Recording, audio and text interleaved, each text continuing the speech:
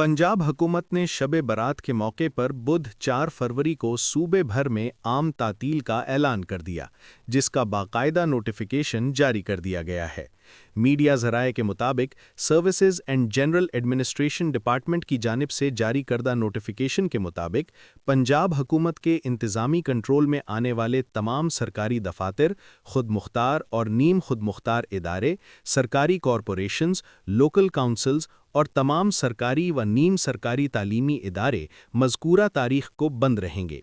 तातील का इत्लाक सूबे के तमाम इज़ला पर यकसां तौर पर होगा ताकि शहरी बिला रुकावट मजहबी सरगर्मियों में हिस्सा ले सकें। महकमा औकाफ और दीगर मुतल्लिका इदारों को भी हिदायत की गई है कि मसाजिद, दरगाहों और कब्रिस्तानों में मुमकिना रश के पेश नज़र मुनासिब इंतज़ामात को यकीनी बनाया जाए ताकि किसी नाखुशगवार सूरत हाल से बचा जा सके।